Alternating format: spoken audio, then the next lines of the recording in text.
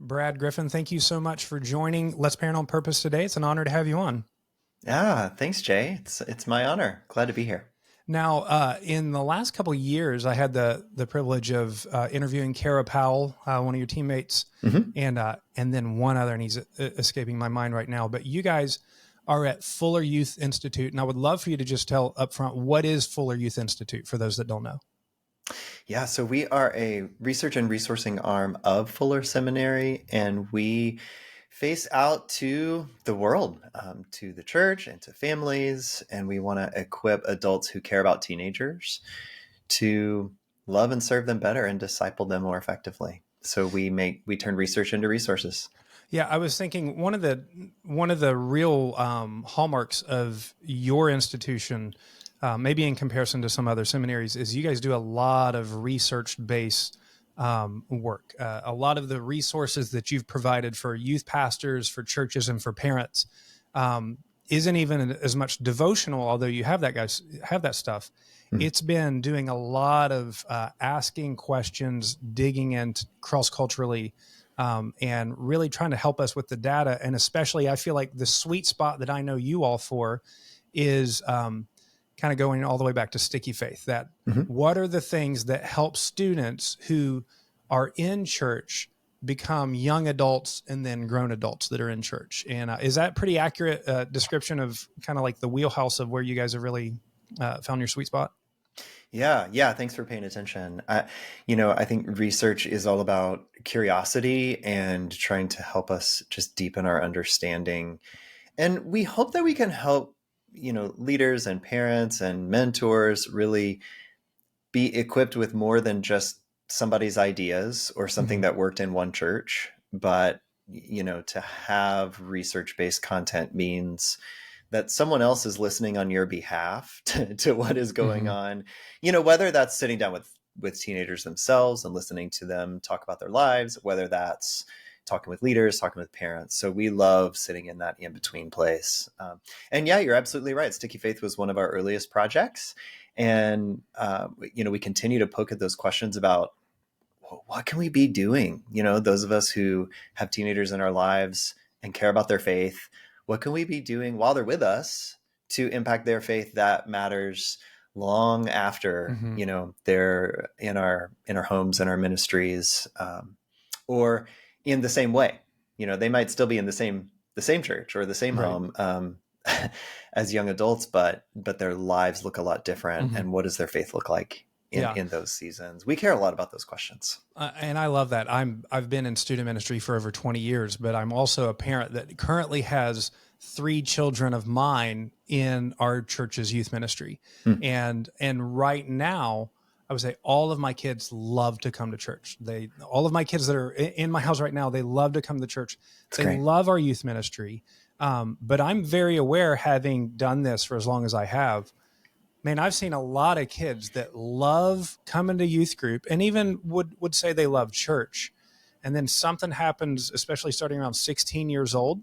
It feels like with that car and the job responsibilities and the freedom, but especially 18-year-olds and up, they still often maybe look really fond at their youth group experience. But for some reason, that didn't translate over to them entering into the local church body, going into their adult years. And I think really that's kind of the heart of what this latest book that just came out November 7th, that you all published, Faith Beyond Youth Group, 5 ways to form character and cultivate lifelong discipleship. So I am, from a podcast standpoint interested, from a pastoral standpoint interested, but deeply as a parent, I'm really hungry to hear what is it that you guys discovered as you researched, what helps students to not just love their youth group, but continue in the body of Christ outside of youth group. So let me just give you the floor for a minute and just kind of big picture. Are there some real Yeah. aha moments that you guys had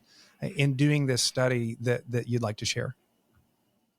Yeah, and I love that you started with a positive of kids who do love youth group Mm-hmm. and, those who really love their churches. And it reminds me of a story. There was a church we visited for this research where the girls in one small group would all text each other messages during the week, and they would say things like, well, we just have to make it to youth group. We just have to get to this refuge. And I love that their ministry was a refuge. And at the same time, we were wondering as a research team, well, what about the rest of the week? What can we be doing in those youth groups, even that kids love, that helps them the rest of the week and the rest of their lives? So what needs to change in youth ministry in order to shape faith that matters outside of our program time, outside of our actual, church or wherever that youth group meets? And so that's really the spirit we took as we were looking at this, as we were exploring this research and these questions.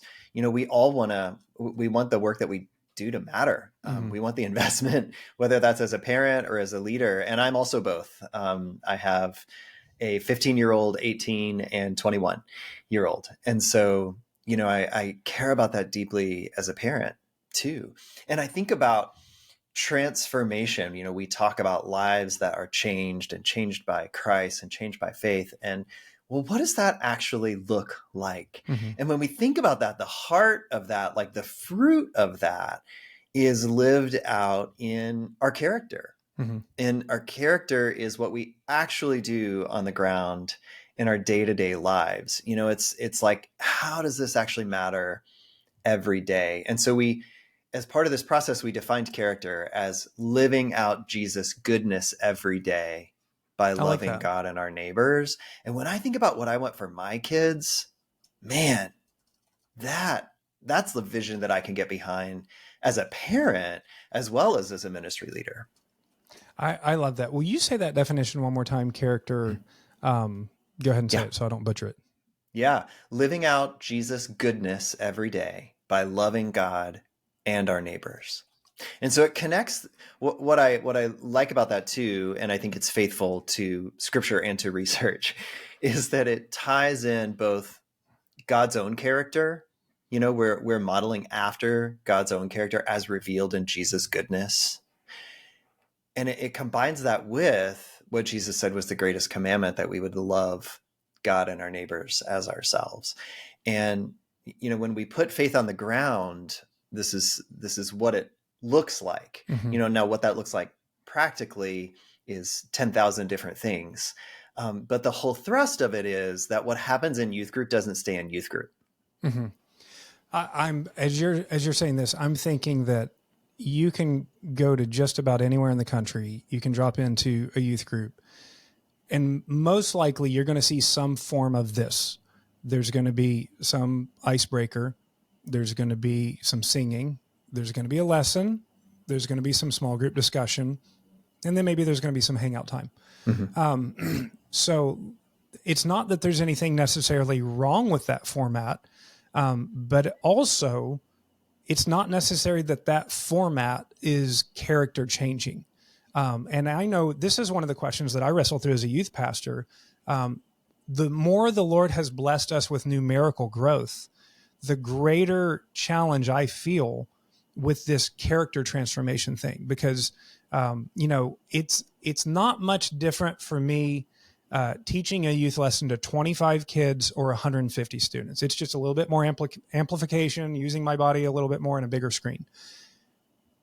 But it's hard to know, how do you disciple larger groups of people?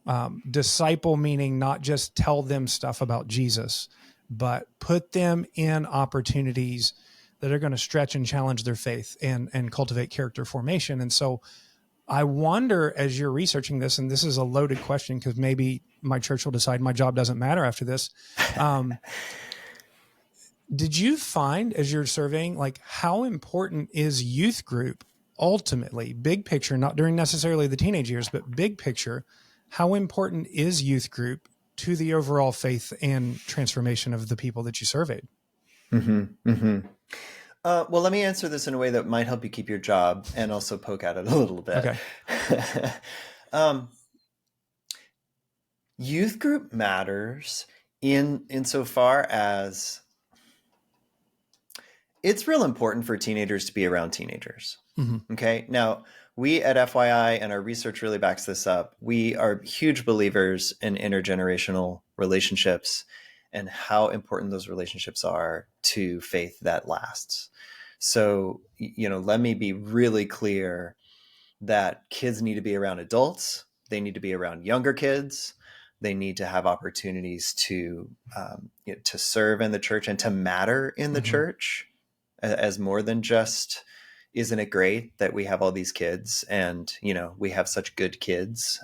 That's a whole other thing. But so it matters so all of that matters. All right. And teenagers need to be with teenagers. They are at a particular developmental time where it's really important that they've got that peer connection where they can be with people who, they get one another, because in some ways they're sort of, they're living in a world all their own for this, sort of developmental period.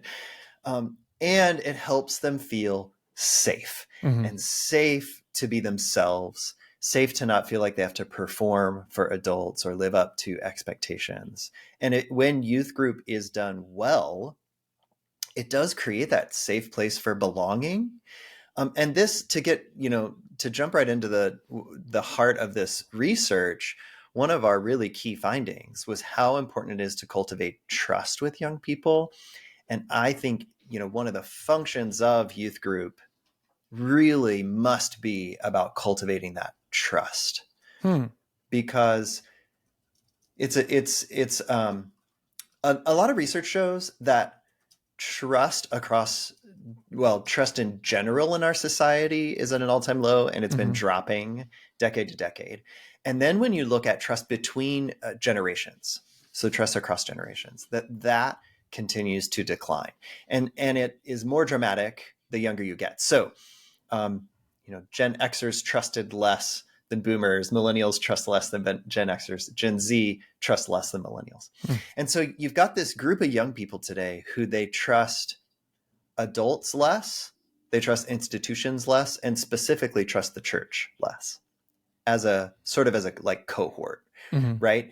So we can't look at the young people in front of us and assume that they trust us. We have to assume that we're starting with a baseline of mistrust that we need to move beyond. We need to show that we're trustworthy. We need to show that we can be trusted with young people's stories, with their lives, that we can be adults who are worth trusting, and that we can create an environment also where they can trust each other and where they can feel seen and known and like they belong, because those are some of their deepest developmental needs and spiritual needs for belonging and for being seen and known. And so youth group really can be that, when we're doing it well. And that can happen in a larger context when we create ways for that large context to get smaller. Right. And those who have small youth groups, the good news is that the scene is sort of set already for that to have, potential to be close and trusting. It's not always just because it's small. But I think those are some of the things that are really, really valuable about youth group. The other piece I'll say is, adults who are there. Here's the thing. And parents who are listening, who are volunteers or who have thought about volunteering in ministry, kids ministry or youth ministry. Sometimes in youth ministry, we need to negotiate that with our own kids, but parents can be such an incredible presence in ministry, and volunteers of any kind, because those adults, kids know that they aren't getting paid to hang out with them. And so in some ways, those of us who get paid in youth ministry have an extra hurdle to get over, because students know, oh, this is your job. Like, you have to do this. But those who are there as volunteers, you're already building some credibility of like, you're here because you want to be. And that can be a trust building thing in and of itself. There's a couple of things I thought of just that we've experienced. One, I was thinking volunteer wise and parent wise. As a youth pastor, I want to create as many opportunities as I can for mom and dads to get involved. And I'm aware that not every mom and dad is a great small group leader.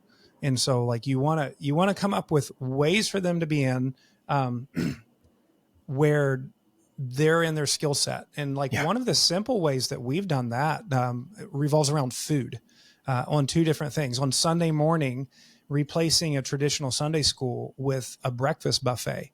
And so they come and have a breakfast buffet, and then the kids get to pick what tables they sit at. And we do, half an hour of eating, half hour of read through of a Bible study. And the moms and dads are rotating cooking and serving the breakfast buffet. Hmm. They're there, they're a presence, and they're meeting a kid's deep love language. Gary Chapman's 5 love languages misses food. That's the That's right. 6th and probably universal love language. But then on Wednesday nights, we just run a simple cafe. And I've got some moms who, again, would not do well trying to lead an in-depth small group study.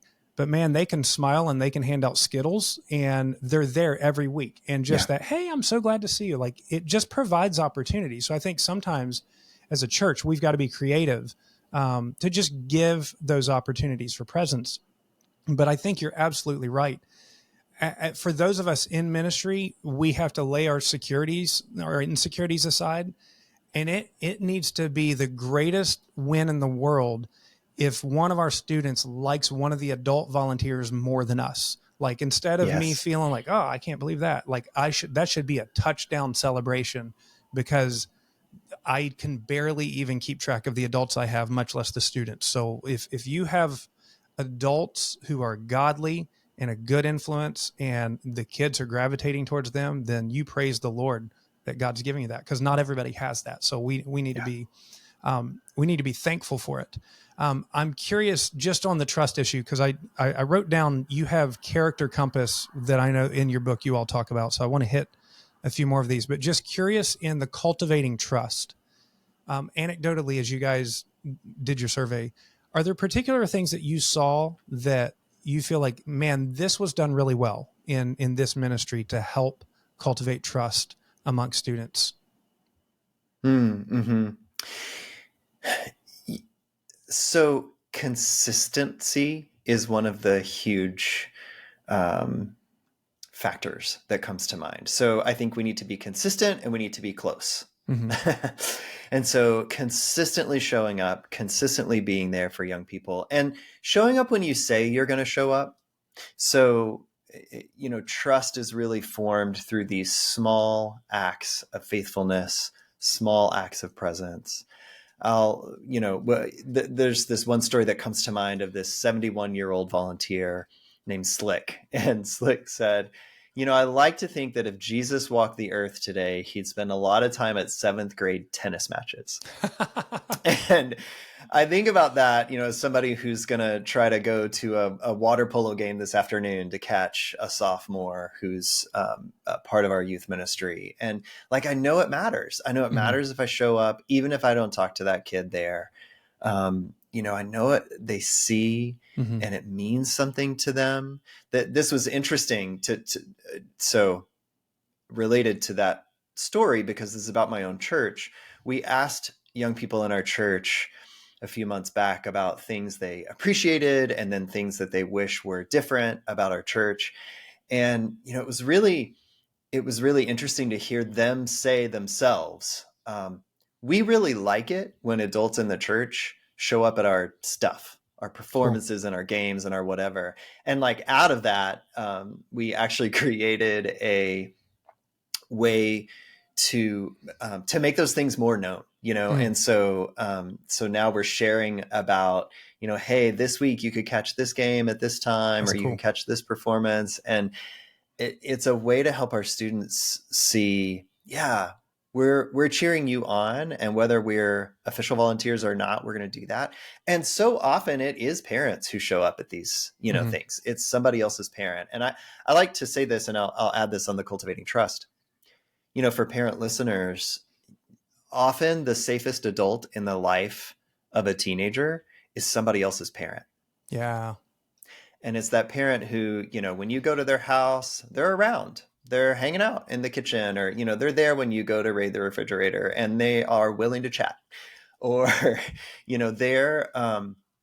they are that person, is going to ask you how your week went when you see them at church, and they care. Right. and they're not an official anything, but they're somebody else's parent.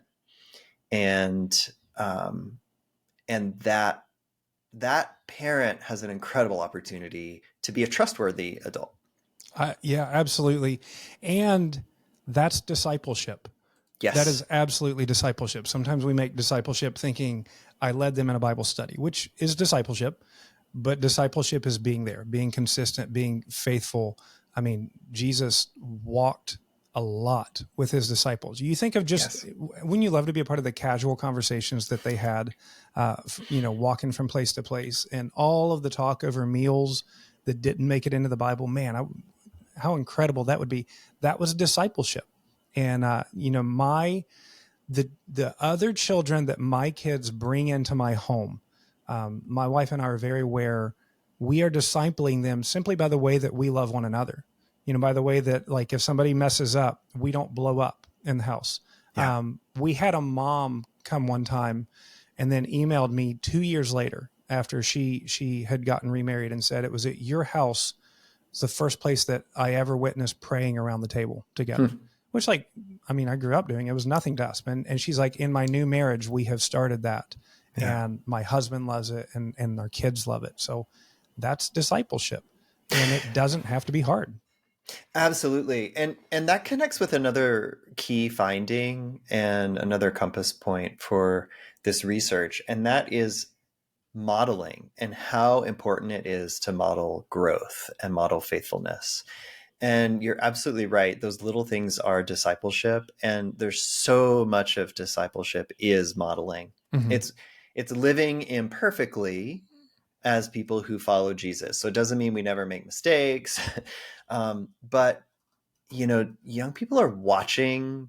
They pick up on a lot, and they really see what our little actions and words and decisions point out. We're all inconsistent, of course, but a pattern of faithfulness, that is a huge witness, and it's almost irreplaceable. And I would say, for young people in particular who have such a high BS meter, that, how we actually live is probably our most faithful witness of discipleship, and more important than anything we teach overtly. Yeah. I have some students for 7 years, and when I interview them, I try to interview my seniors sometime in their senior year. And one of my questions is, are there any particular lessons that stand out to you? And often there's none. Sometimes there's a few, I hope there's one, but I'm aware, man, I don't even remember what I taught last week half the time. I know it's kind of like food, right? Yeah. It did its nourishing job, but I can't necessarily remember what we had for Sunday dinner. And it's the same way a lot of times that the stuff's in there, but I can't necessarily bring it out. But I remember how people made me feel. Yeah. I remember their presence in my hardest times. We've had some particularly heavy experiences in our church in the last several years, with spouses dying, with cancer, and seeing students and leaders rally around that. Like, I don't remember what anybody said in those times, but I remember them being there. Yeah. And man, that's the saying. It's not your words, it's your effort and your presence. And I think sometimes that's a relief for people. Like, I don't want to go around because I don't know what to say. And it's like, well, they're not expecting you to say anything to solve their problems, but the fact that you care enough to be there is a big, big deal. Yes. You have Cultivate Trust, modeling growth. As far as, since this is a parenting one, I don't want to spoil the whole book, although, like, I want to devour it. Particularly for those who are listening, her moms and dads. What would you say is the next one on your radar that they need to be aware of, whether this is in the home, whether it's looking for the church that they want to grow in, or maybe they're set on the church that they want, then this is something that they can help add and bring to the ministry of the church. What particularly do moms and dads need to hear right now? Yeah. Yeah. Well, so there are 2 points on the compass that go together. Okay. Practice together and making meaning. Okay. And I think this is so important for the home as well as for church. So this is about, our experiences and how we make sense of them. And so that practicing, that could be, something that like you do in a youth ministry, but it could also be, hey, as a family, we serve together. We go to a church service day or a neighborhood service thing, and then we make meaning out of that. We talk about it, we debrief it together. We talk about what impact it made.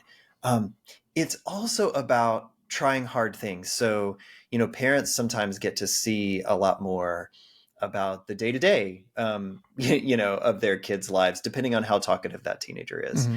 But, you might know that your kids are going through something huge, like a friendship has fallen apart, or you made a mistake and you got to go have a hard conversation, ask for forgiveness, or talk to somebody about something that hurt you, right? And as parents, to know and to be encouraged, being part of that process is so important, because you really are part of shaping their character when you're helping them practice. So, Mm-hmm. we're practicing our faith when we ask for forgiveness or offer it to somebody else. And we're making meaning out of things that happen in our lives. We're making meaning, our dinner table conversations, whether it's about something that happened at school or something that happened on the news, as we're sort of talking together about, well, what does that mean? And what does it mean for us? And where might God be in the midst of this? Or, what might God be inviting us to? And don't be afraid also to answer that as an adult, to share your own processing or your own questions. For kids to hear our questions is so, so important. And it invites them into meaning making and growth, and shows that we might be open to hearing what they see and what they think, and what they have for us too. But that's so huge. Meaning making looks like all kinds of things. It can look like family rituals. It can look like what we do on holidays, but even just as simple as processing the day, even as simple as praying with our kid at bedtime and mentioning something in that prayer that connects with their heart and what we know they're going through. Don't underestimate how powerful that is. That's so, so powerful. And it really, truly has the power to shape our kids' character and who they become. When you talk about these rituals, one of the things that I'm encouraged with is, we try to do this in our home, and reality is we forget so often, so often, like, 7 days a week, like maybe 2 days a week, we actually did it. But there's something really gracious, I think, of the Lord that happens, that kids' memories fade. And so like, oh yeah, we prayed together every night before we went to bed. And I'm thinking, man, I forgot 75% of the time. But I think God, like, really, my kids remember me tucking them in all the time. And thank you, Jesus, because that's really sweet, So I think just like kind of lowering that bar, have very high aspirational goals as a mom and dad for all of these things that you want to do.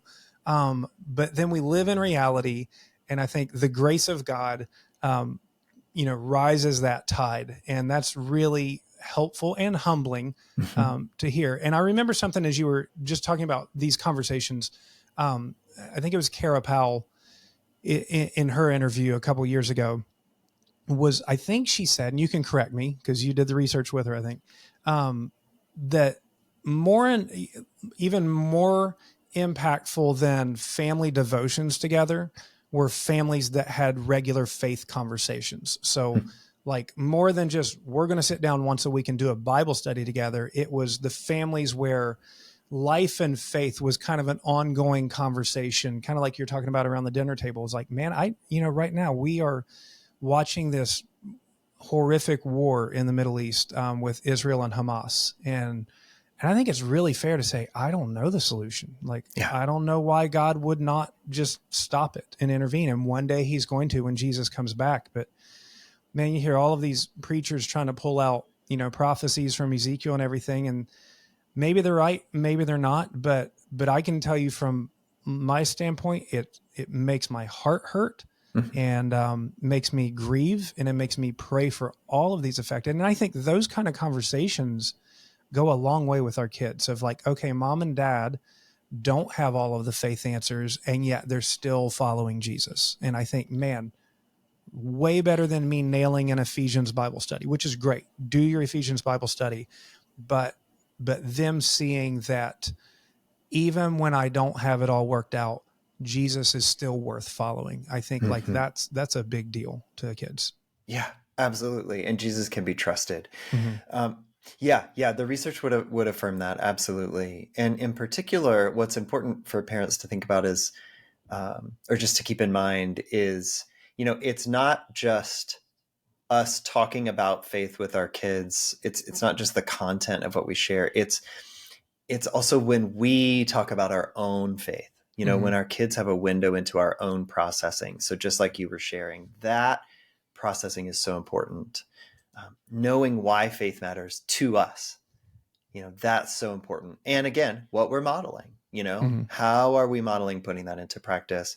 Do they see? And I find sometimes, kids, I forget in my own life too, my kids don't always see. I have to narrate sometimes some of those things that are part of Mm-hmm. my own process. So for example, in this situation, if you were going to decide, to donate, for example, to a cause to help relief efforts or Mm-hmm. something like that, you may not normally talk about that with your kids out loud, Mm-hmm. because also, that could be awkward, or Right. you feel like, oh, I'm supposed to keep my giving hidden or whatever. But, I think research would say, actually, it's really important for our kids to know that we're doing that. Mm-hmm. And for us to talk to them about that and say, hey, one of the ways we're going to help is we're going to do this. And another way we're going to help is we're going to go to this prayer vigil, and Mm-hmm. that they see that we're trying to put that into action in some way, and kind of work it out, ourselves. And it gives them a model for how they might participate down the road, or now, right, in their own journey of figuring out, well, how do we respond to things that happen, whether that's in our neighborhood or across the world in this case. Yeah. I feel like this conversation I could extend for an hour and a half or more. But I want to be conscious of your time and our listeners' time. Yeah. Brad, this stuff is so good. The book that you just released, Faith Beyond Youth Group, 5 Ways to Form Character and Cultivate Lifelong Discipleship. Is this written first and foremost for pastors and churches, or is this one for moms and dads? And then my follow-up is, we do have moms and dads listening that are not pastors of churches, and we even have students who are listening too. So I want to just give you the opportunity, if you have a couple of other resources in addition to this book that might be more particularly impactful for a parent versus a pastor, or a student versus a pastor, let me know what you have for that as well. Yeah, thanks for asking. And so this current book, Faith Beyond Youth Group, it is really geared towards leaders. So, youth workers, volunteers, pastors, anybody in that kind of boat. I think it's also useful for parents, but it's not voiced directly to parents. Our 2 most recent projects that I would put in that bucket. So one is 3 Big Questions That Change Every Teenager. So our most recent book before this, it's all about identity, belonging, and purpose. Perfect for parents, perfect for any mentor, any adult. And then there is a student book as well. Really excited about this. And we've had some great feedback from teenagers, which we're really grateful for. It's a devotional style book, and it's called 3 Big Questions That Shape Your Future. Mm-hmm. It's all about exploring identity, belonging, and purpose. And it's alongside scripture. And it was really fun to develop. Yeah. That's great. I have one link that actually, as you were talking, looking at, goes to all of those. So the 3 big questions that shape your future for teenagers, 3 big questions that change every teenager for parents and leaders, and then the big questions for leaders. If you look down in the show notes where you're listening to this podcast, you'll find a question or a link to 3 big questions, as well as this Faith Beyond Youth Group book that you all just point out. Brad, I just want to say thank you for your service to the kingdom of God. Thank you for your service to churches and moms and dads and pastors. And I just really appreciate you, and thank you so much for your time today as well. Yeah. Thank you, Jay. My privilege.